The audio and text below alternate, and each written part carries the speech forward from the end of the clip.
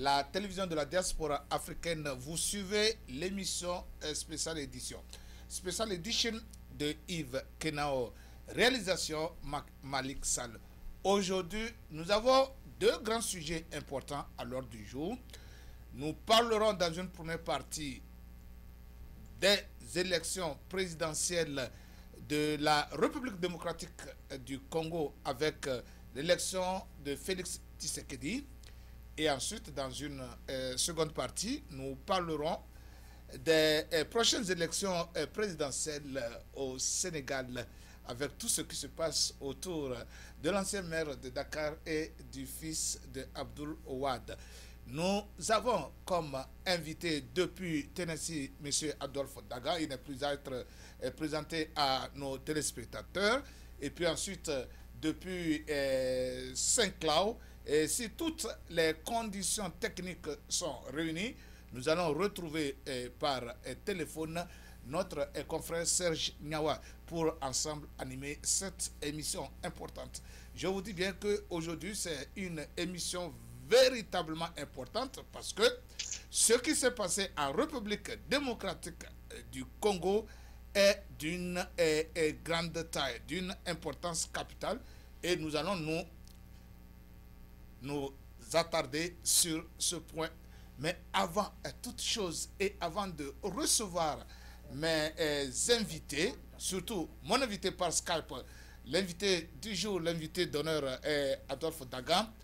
Voici donc le monologue de Yves Kenao de cette nuit. Le grand vainqueur des présidentielles de la République démocratique du Congo, c'est bien l'alternance pacifique. Chers téléspectateurs de Tempo Afrique TV, durant toute l'année, durant des années, moi, Yves Kenao, j'ai toujours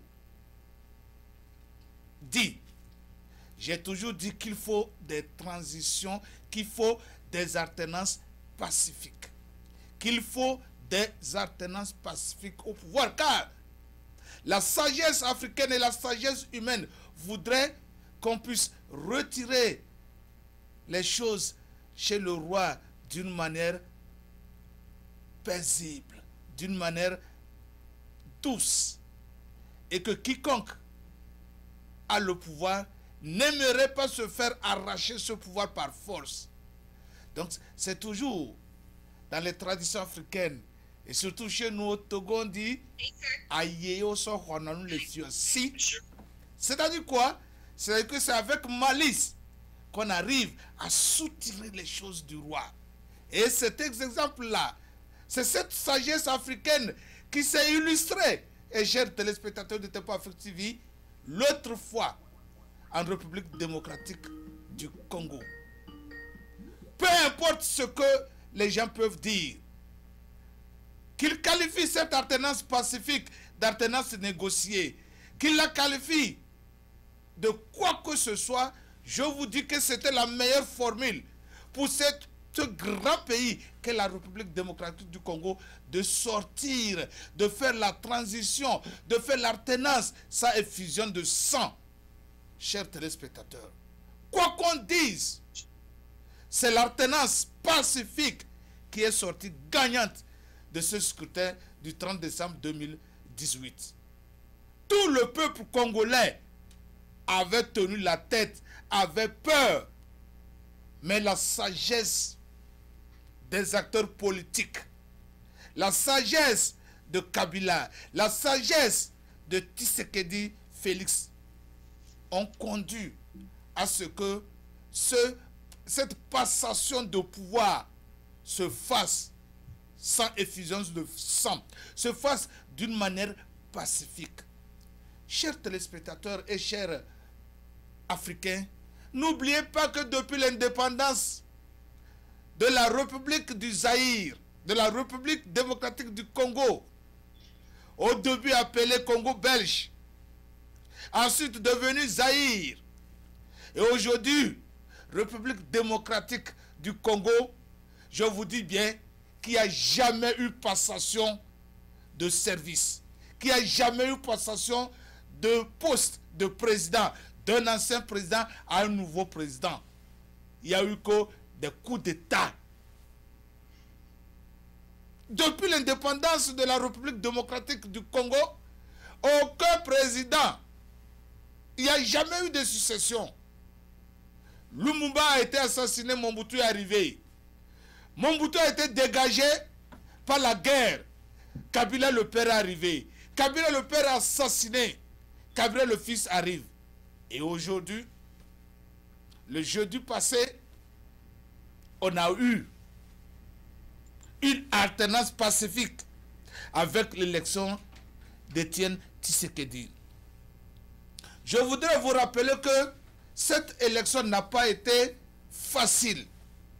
L'organisation même de ces élections, de ces présidentielles de la République démocratique du Congo ont été reportées plusieurs fois. Et enfin, par la bénédiction des hommes de Dieu, par la bénédiction des catholiques, des archevêques catholiques de Kinshasa et de toute la République démocratique du Congo, ces élections ont enfin eu lieu le 30 décembre. Et le jeudi passé, les résultats étaient donnés. Et pour la première fois aussi, ce pays a connu l'alternance. Cette fois-ci, contrairement aux autres, une alternance pacifique, sans effusion de sang. Je dis, moi Yves Kenao, j'ai été soulagé. J'ai été soulagé parce que une fois, les Africains ont réussi à faire quelque chose sans effusion de sang. Dans un grand pays où les intérêts de plusieurs puissances internationales, où l'intérêt de plusieurs Zaïrois était en jeu. Les pays voisins du Congo qui le convoitisent, tous ces intérêts étaient en jeu et ces élections ont été organisées d'une manière pacifique. Il est bien sûr, le pays est trop grand pour qu'on dise qu'il n'y a pas eu de ratés, mais dans l'ensemble, ça a été quelque chose d'acceptable. C'est ici pour moi l'honneur de remercier tous les acteurs politiques de ce pays, surtout le chef de l'État sortant. Parce que quoi qu'on dise, il n'était pas obligé de laisser proclamer ces résultats-là aisément avec comme candidat gagnant un candidat de l'opposition. Il avait son candidat, son dauphin, qui est arrivé en 3e position. Mais il n'a pas fait d'obstruction. Il n'a pas fait pression sur la CENI de proclamer coûte que coûte son candidat. Et sur ce point, cher Africain, il faut qu'on lui jette, qu'on lui jette des fleurs. Il faut qu'on le remercie pour ça. Ce n'était pas un acquis. Ce n'était pas du tout un acquis. Et l'opposition de la République démocratique a eu ce cadeau de fin d'année, a eu ce cadeau de début d'année. Moi, j'appelle ça comme ça. Alors, chers Africains, je voudrais qu'on tire 2 leçons, ou 3, de cette élection, de cette alternance pacifique à la tête de la République démocratique du Congo. 1. Reconnaître que l'élection de Tshisekedi, Étienne, a été une victoire du peuple congolais. Qu'elle a été une victoire de l'alternance pacifique. Et que l'opposition congolaise doit taire toutes ces querelles. 2. C'est l'occasion pour moi aussi de remercier les archevêques de Kinshasa et de la République démocratique du Congo. Ils ont abattu un travail énorme pour que nous arrivions là où nous sommes. Mais seulement, encore une fois, je leur demande de ne pas s'initier dans la politique. qu'ils cessent de jeter de l'eau et de l'huile sur le feu. Ils ont constaté, ils ont observé les élections. S'ils ont leur rapport à faire sur les insuffisances, qu'ils le fassent dans des mémos et qu'ils soumettent aux autorités compétentes. Qu'ils arrêtent d'apparaître, de faire des déclarations tapageuses sur les antennes. Ça n'arrange pas du tout les choses. Ils ont fait un bon travail, mais qui ne gâtent pas le travail qu'ils ont fait. Puisque chez nous, les catholiques, le fidèle doit aller s'agenouiller devant le prêtre ou l'archevêque pour dire qu'il fait confession, pour dire qu'il a fait un péché. Je ne voudrais pas que les candidats de Etienne Tshisekedi, les supporters de Etienne Tshisekedi, se trouvent dans l'obligation de ne plus se présenter devant ces prêtres qui contestent indirectement son élection.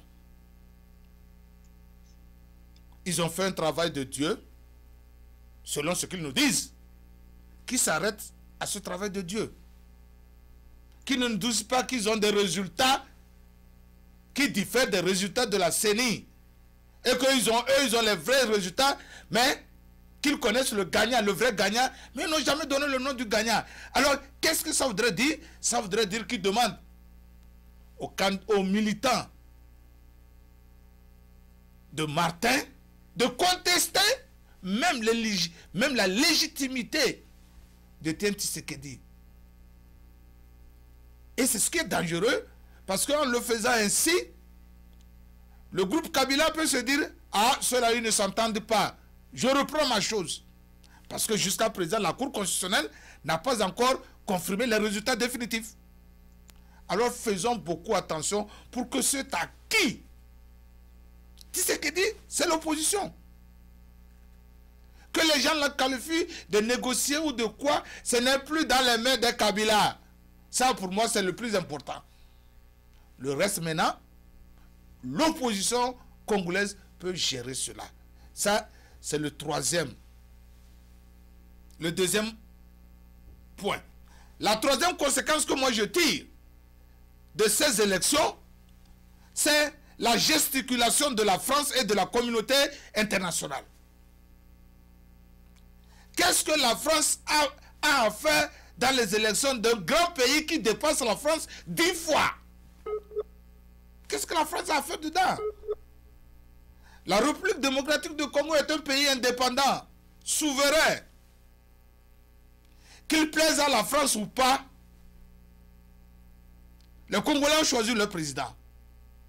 Et ce n'est pas à la France d'apprécier l'élection d'un président congolais comme si les Congolais apprécient l'élection d'un président français. Qui vous dit qu'en France, Macron a été élu d'une manière transparente? Lui-même, les Français qui leur disent que leurs élections sont transparentes. Et quand je vois, c'est là que je demandais aux prêtres de faire beaucoup attention. Les archevêques de Kinshasa et de Congo ne peuvent pas aller demander à l'ONU d'intervenir. On a l'impression que les archevêques, à la dernière minute, se sont alliés à la communauté internationale et à la France pour saboter ce qu'eux-mêmes ils ont préparé. Alors faisons beaucoup attention. Je demande à la communauté internationale d'être à l'écart et de laisser les Congolais jouir de cette victoire. Ça a été pendant plusieurs années que les Congolais attendaient cette alternance. Alors que l'ONU reste à l'écart. Chaque fois que l'ONU intervient quelque part, c'est le désordre. Que l'ONU reste à l'écart. Que la France conserve ses énergies pour ces élections de 2020 en France. Plutôt que de gesticuler comme un beau diable dans l'eau. Alors, chers Africains, nous devons soutenir ce gouvernement de Etienne Tshisekedi. Ensemble, toute l'opposition congolaise doit soutenir ce gouvernement. car le linge sale se lave en famille. Tshisekedi, c'est l'opposition. Martin, c'est l'opposition. Alors que ce linge sale-là se lave dans la famille de l'opposition. C'est là, et nous autres, qui ne sommes pas congolais, n'essayons pas de jeter de l'huile sur le feu en disant, nous connaissons qui a gagné, nous connaissons le vrai qui a gagné. Personne, seul la CENI, qui connaît celui qui a gagné. Alors, le grand vainqueur de ces élections présidentielles du 30 décembre 2018 en République démocratique du Congo, c'est bien entendu l'alternance pacifique. C'est là donc le monologue de Yves Kenao de ce soir. Alors, sans plus tarder, je retrouve mon ami Adolphe Dagan depuis Tennessee. Adolphe Dagan, vous avez suivi mon monologue et j'ai dit beaucoup de choses. Quelle est votre impression sur l'ensemble de ce que j'ai dit? Et qu'est-ce que vous pensez, vous aussi, de cette élection en République démocratique du Congo? Et surtout avec la déclaration de la victoire de Félix Tshisekedi le jeudi passé. Bonsoir Yves. Bonsoir. Et bonsoir Malik. Bonsoir les téléspectateurs, téléspectatrices. Et c'est encore une grande joie pour moi d'être ici ce soir pour partager mon humble avis sur ce qui se passe dans le pays de nos frères, sœurs et frères de l'autre côté. Bon, regardez la République démocratique du Congo. Comme vous venez de le dire, c'est la toute première fois qu'il y a une alternance pacifique dans ce pays. Oui. Et c'est comme vous avez vu ce que j'ai dans mon cœur. Tu as tout dit. Peut-être que je vais appuyer et vous dire merci Yves. Des fois, tu sais, nous avons quelques tiraillements, différents points de vue. Mais c'est ça qui fait l'homme, hein? Alors. Ça, c'est ça. Hein?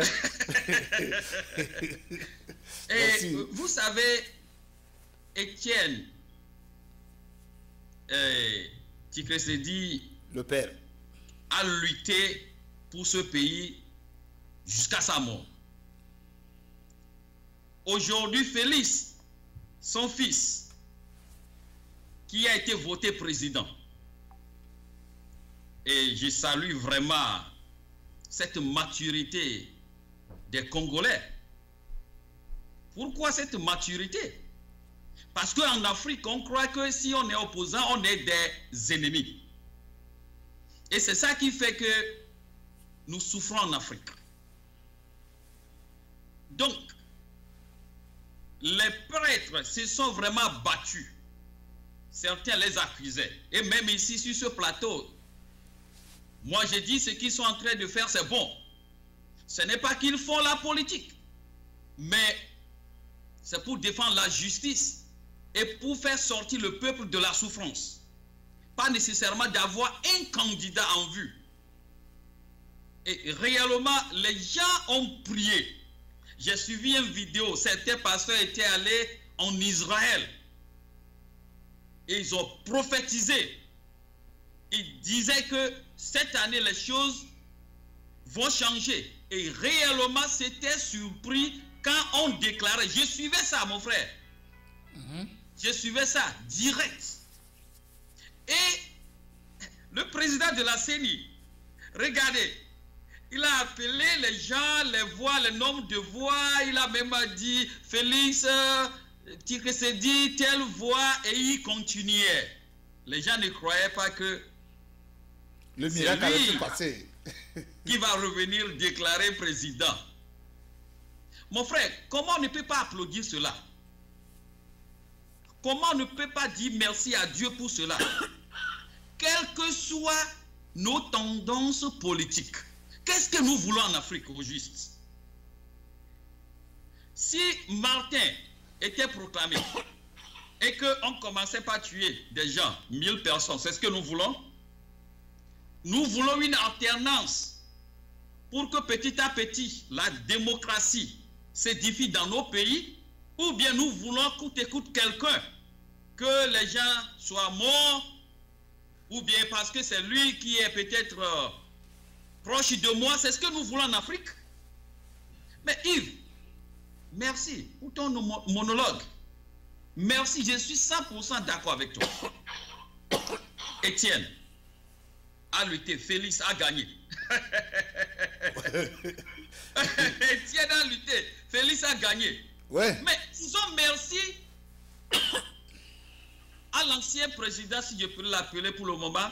Je ne sais pas, bon. Enfin, il est toujours président jusqu'à ce que la Cour pénale déclare définitivement le président. Mais je lui jette des fleurs. Mes frères, je lui jette des fleurs. Que son propre candidat, il peut tout faire pour qu'il gagne frauduleusement. Nous, on l'avait même critiqué quand lui il était allé, son nom, c'est Emmanuel Ramazani. Ouais. Quand il a voté, il a dit qu'il a gagné déjà. Et nous disons que c'est une erreur grave. Mais regardez ce que Désiré Kabila a fait. Regardez ce que le président de la CENI a fait. Regardez aujourd'hui, Félix est devenu président. Qui va critiquer ça encore? Mais nos frères et sœurs de l'Église catholique, ils se sont battus. Oui, oui, c'est très bon. Et pour moi, ils ne devaient même pas supporter un candidat. Non. Qu'il y ait l'alternance dans la paix. Mais qui vous dit que Félix ne peut pas faire ce que Martin ne peut pas faire, ou mieux? Qu'est-ce que nous voulons au juste en Afrique? Qu'est-ce que nous voulons? Yves, je suis vraiment occupé ce soir, mais j'ai dit, je dois partager mon avis avec nos frères et sœurs africains, okay, et surtout togolais. Ok. On va revenir sur ça parce que cette élection et ce comportement des politiciens de Kinshasa vraiment peut inspirer beaucoup de pays africains, surtout notre pays, le Togo. On reviendra là-dessus. Nous allons nous rendre du côté de Saint-Cloud pour retrouver... Voilà, on me fait signe que notre ami Serge Niawa sera avec nous via Skype. Alors Serge, si tu me regardes, bonsoir. Ça va, merci beaucoup pour avoir répondu à l'invitation de dernière minute. Alors Serge, quelles sont tes impressions sur cette élection de Félix Tshisekedi à la tête de la République démocratique du Congo?